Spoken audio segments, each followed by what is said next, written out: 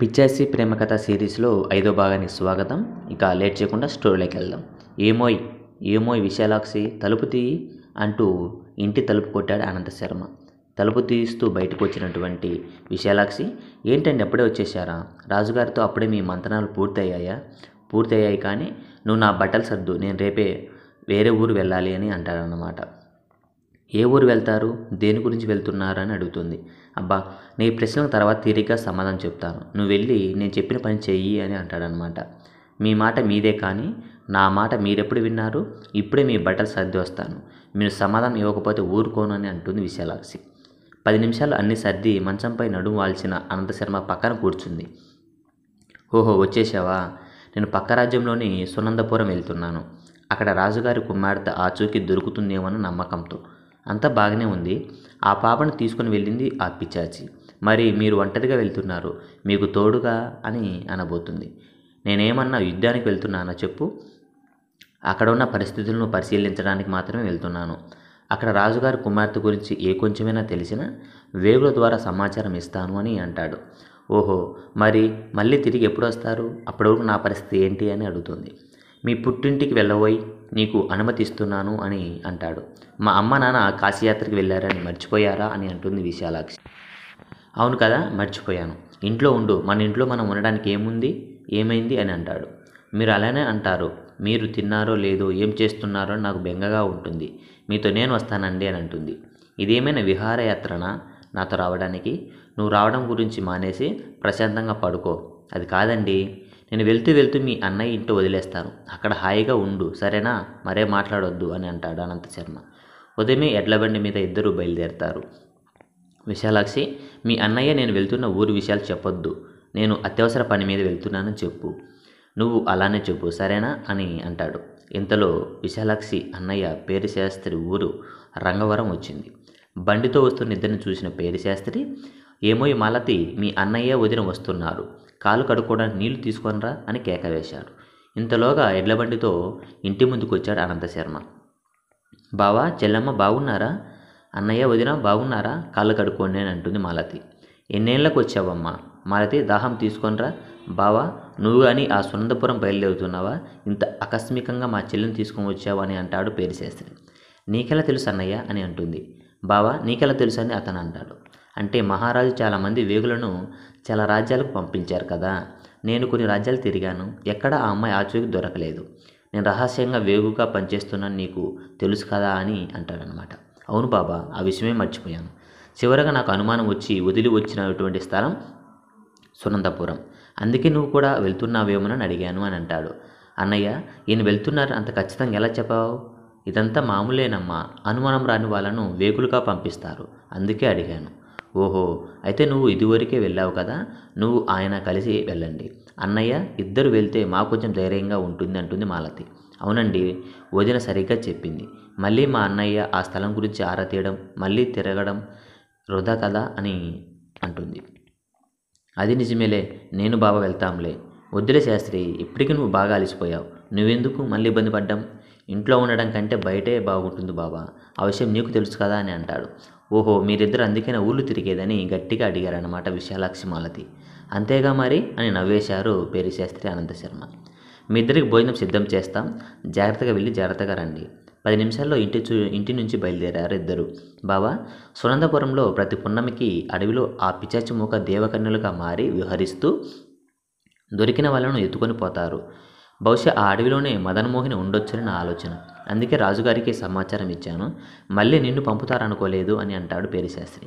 బావా, నన్ను పంపింది ఆ మదన్మోహిని బంధించి రాజుగారి కుమార్తెను విడిపించుకొని తీసుకురావడానికి. అంటే అప్పట్లోలాగా పూజ చేసి ఆ మదన్మోహిని బందీ చేస్తావా? అవును, ఈ విషయం మీ చెల్లికి చెప్తే కంగారు పడుతుంది, అందుకే ఈ విషయం దాచాను. నువ్వు చెప్పింది బాగానే ఉంది, కానీ అక్కడ మనం ఉండటానికి, ఆ మదన్మోహిని పట్టుకోవడానికి స్థలం అని అనుకుంటూ ఉంటారు ఇద్దరు. ఇక్కడ ఆనంద్ వాళ్ళ ఇంట్లో అందరూ పడుకున్నారు, ఆనందుడు తప్ప. నాకెందుకు ఎలా అనిపిస్తుంది, ఆ అమ్మాయిని చూస్తుంటే ఎప్పుడో తను చూసినట్లు, తను చూస్తే ఈ లోకంలో నాకు తను తప్ప ఎవరూ లేరన్నట్టుగా ఆలోచిస్తూ నిద్ర పట్టగా బయటకు వచ్చి కూర్చుందామని బయటకు రాగానే ఆకాశం వైపు చూస్తూ కూర్చున్నటువంటి సుమనోహరి కనిపించింది. ఆమెను చూడగానే హృదయం వేగంగా కొట్టుకోవడం మొదలైందన్నమాట ఆనందుడికి. ఏంటి సుమనోహరి, నీకు కూడా నిద్ర రావడం లేదా అని అడుగుతాడు. వెనక్కి తిరిగి చూసింది.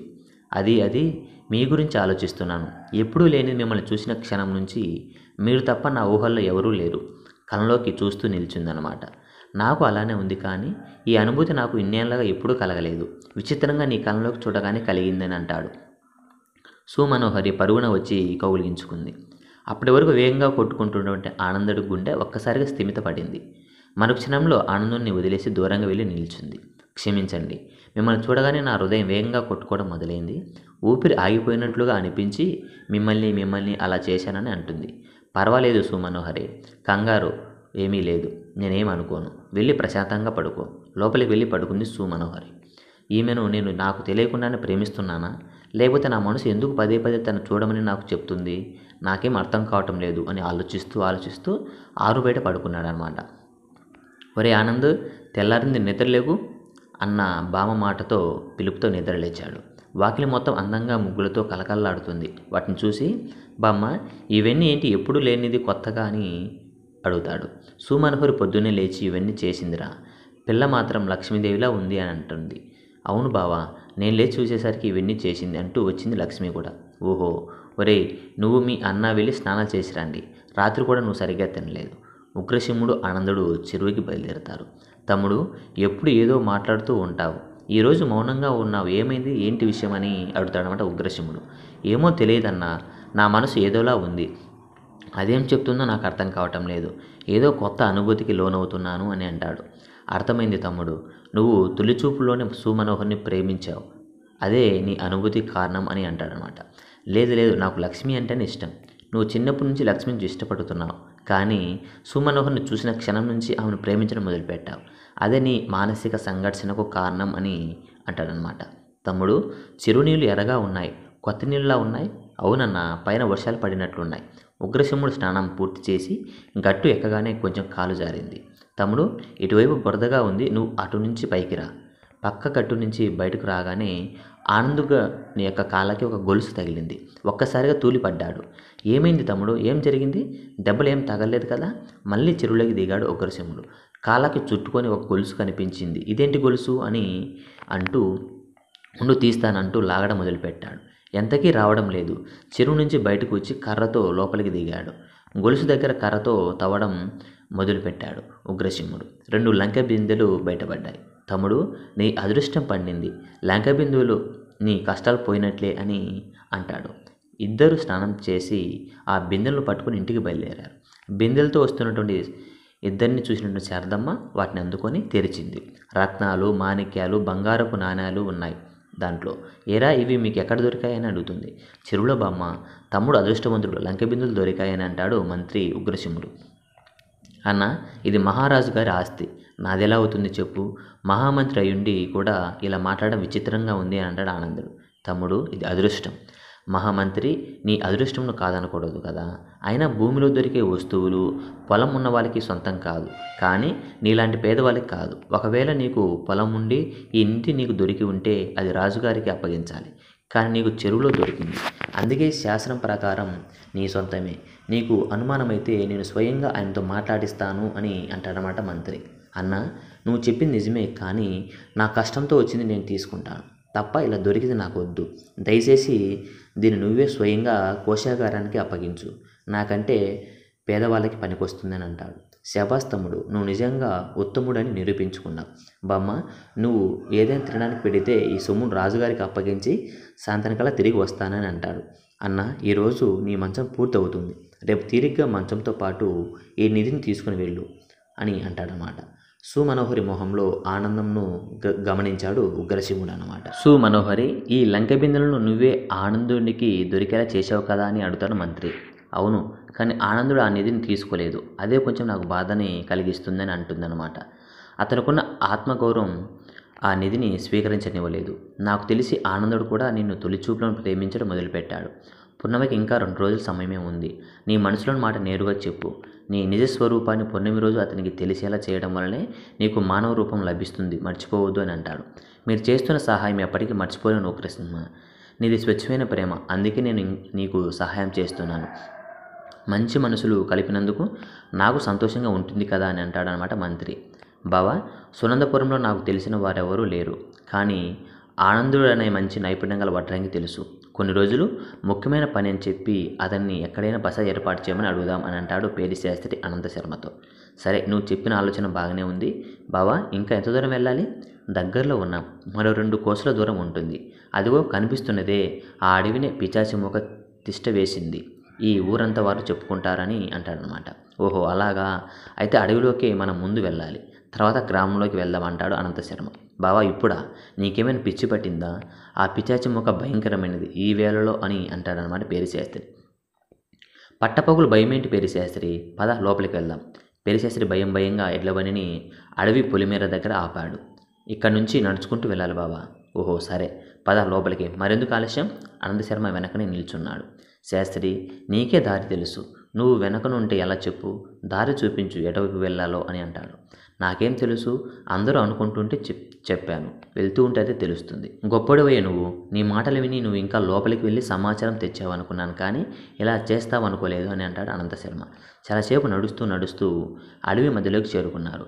అక్కడ పెద్ద భవంతి శిథిలమై కనిపించింది.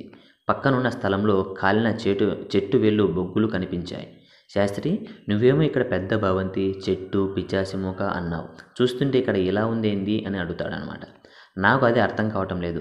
పున్నయ్య ముందు కూడా ఇక్కడ చెట్లు ఉన్నట్టు నాకు ఖచ్చితంగా తెలుసు. ఎందుకంటే ఆ రోజు కూడా ఒక గ్రామస్తుని పిశాచి మూక పట్టుకొని పోయిందని అందరూ చెప్పుకొచ్చారు.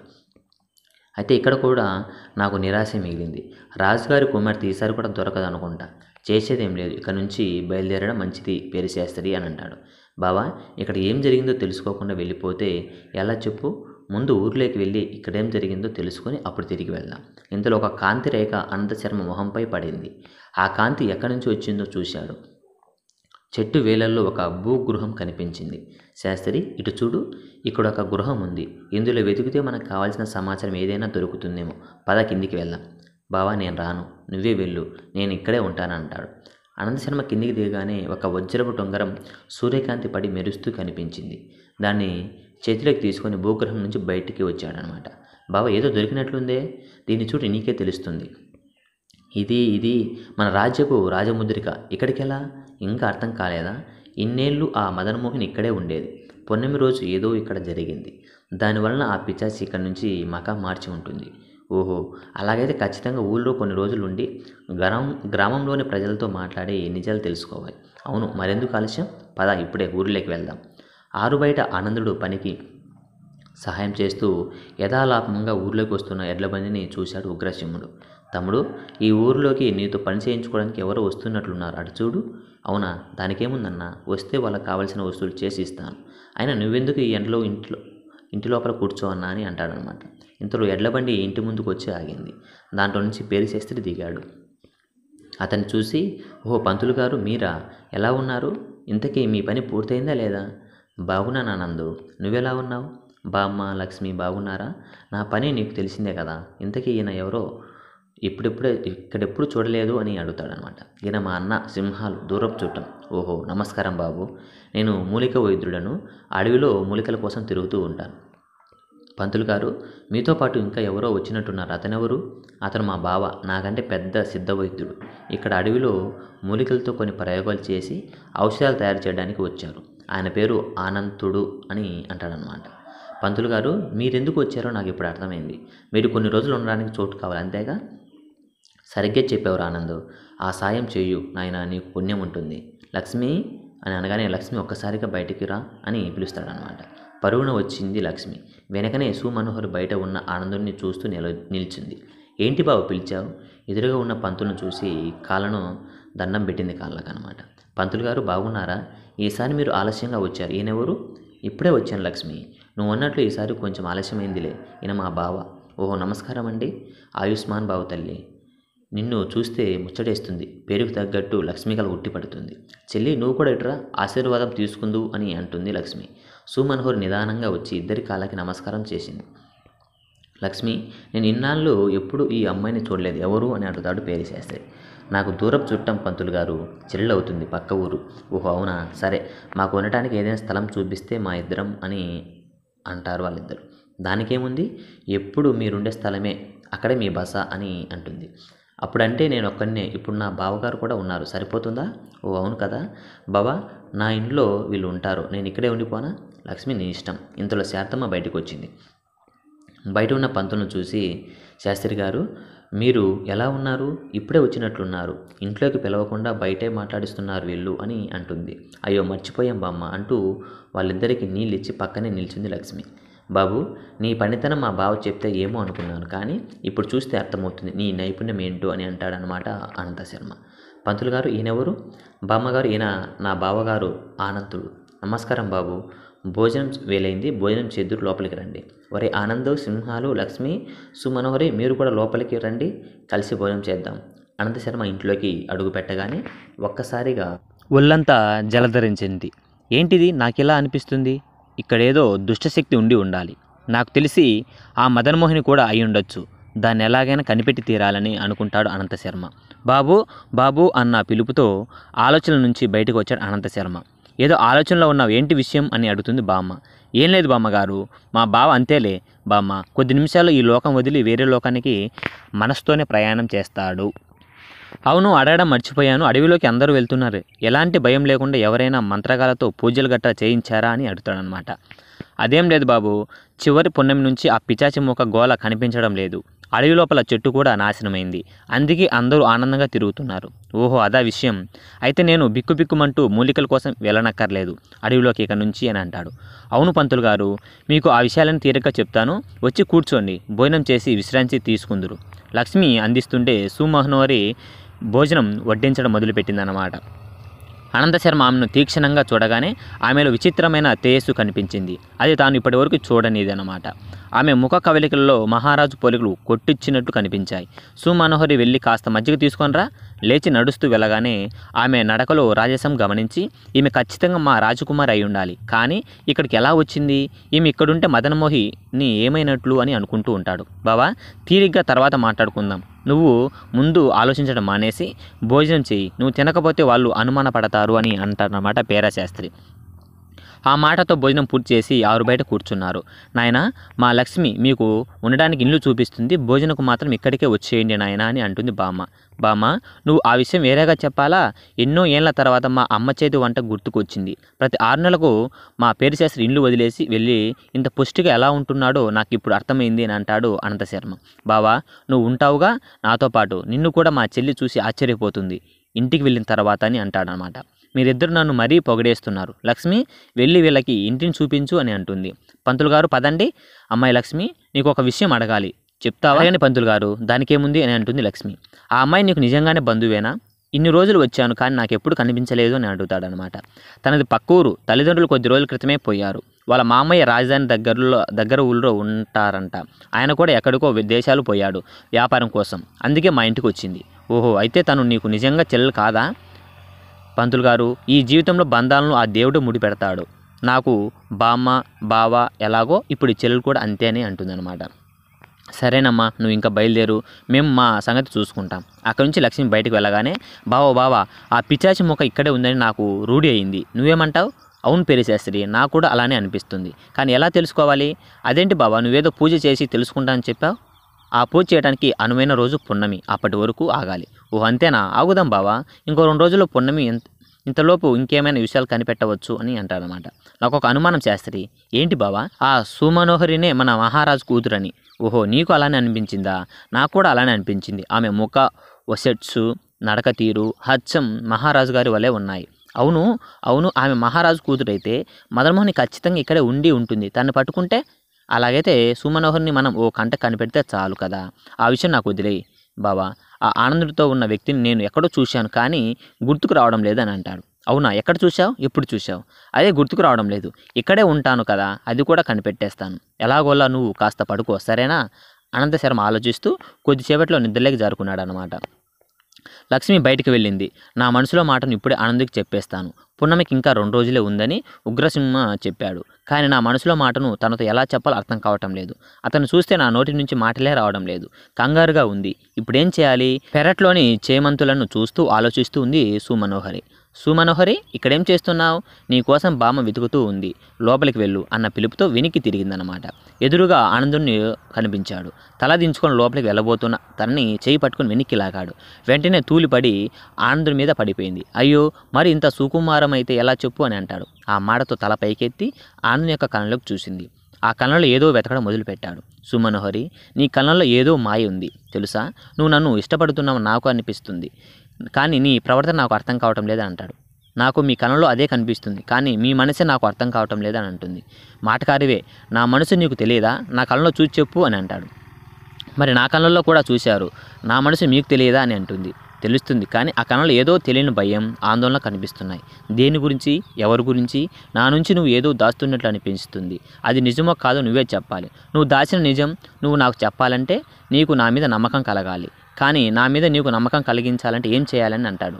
నా కళ్ళను చూసి నా మనసు లోతుల్లోకి వెళ్ళిన మీకు ఆ నమ్మకం ఎలా కలిగించాలో కూడా తెలిసి ఉండాలి అని అంటుంది. నీకు నమ్మకం ఉన్నా లేకపోయినా నేను చెప్పేది ఒకటే, నేను నిన్ను మనస్ఫూర్తిగా ప్రేమిస్తున్నాను. అవునా? అయితే మీరు నా అందాన్ని ప్రేమిస్తున్నారా లేకపోతే నా మనసునా అన్న విషయాన్ని ఆలోచించి సరిగ్గా పున్నమి రోజు అర్ధరాత్రి 2 చంద్రుని సమక్షంలో మన ఇద్దరమే ఉన్నప్పుడు నన్ను చూసి చెప్పండి అని అంటుందన్నమాట.